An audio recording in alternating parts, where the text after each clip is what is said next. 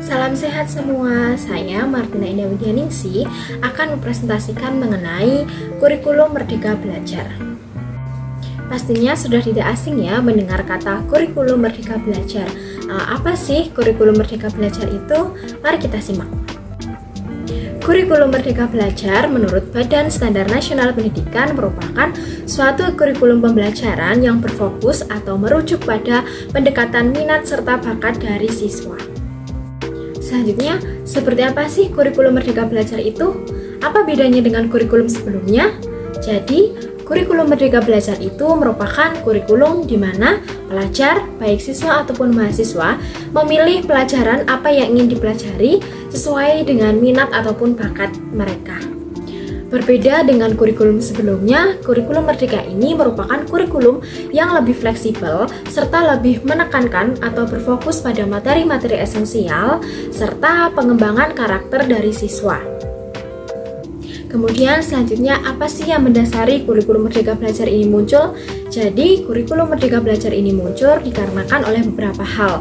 Yang pertama yaitu hakikat daripada kurikulum itu sendiri, di mana kurikulum itu harus senantiasa dievaluasi secara inovatif, dinamis, dan berkala, sejalan dengan perkembangan zaman dan perkembangan iptek yang ada.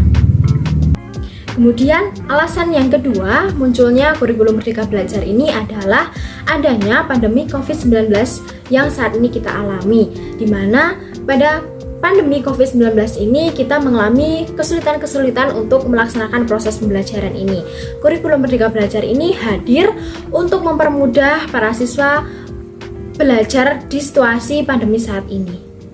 Selanjutnya, terdapat perbedaan-perbedaan antara kurikulum Merdeka Belajar ini dengan kurikulum 2013 atau kurikulum sebelumnya. Perbedaan yang pertama yaitu pada tingkatan sekolah dasar atau sekolah SD, di mana mata pelajaran IPA maupun IPS ini digabungkan menjadi satu. Yang kedua, mata pelajaran bahasa Inggris ini yang tadinya dijadikan sebagai mata pelajaran muatan lokal dijadikan mata pelajaran pilihan.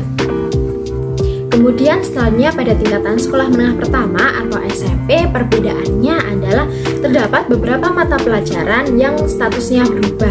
Sebagai contoh, mata pelajaran TIK yang dulunya sebagai mata pelajaran pilihan saat ini diwajibkan atau menjadi mata pelajaran yang sifatnya wajib. Selanjutnya pada tingkatan SMA maupun SMK, perbedaan yang ada yaitu pada tingkatan SMA sekarang sudah tidak digolongkan lagi menjadi golongan IPA, golongan IPS maupun golongan bahasa. Kemudian untuk tingkatan SMK pada saat ini pembelajaran dibuat secara sederhana, di mana 70% dibuat untuk mapel atau mata pelajaran kejuruan dan 30% lainnya digunakan untuk mata pelajaran umum. Kemudian pada tingkatan yang terakhir atau perguruan tinggi, perbedaannya adalah saat ini mahasiswa diperbolehkan untuk mempelajari sesuatu di luar dari program studinya. Hal ini bisa dilakukan melalui proses magang, KKN, ataupun pertukaran dari mahasiswa itu sendiri.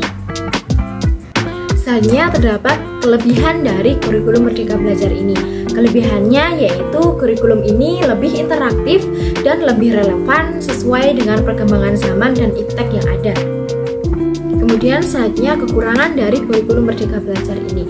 Kekurangannya yaitu dalam persiapan pelaksanaan kurikulum Merdeka Belajar ini dirasa masih kurang matang. Sekian presentasi yang dapat saya sampaikan, semoga ilmunya bermanfaat. Terima kasih.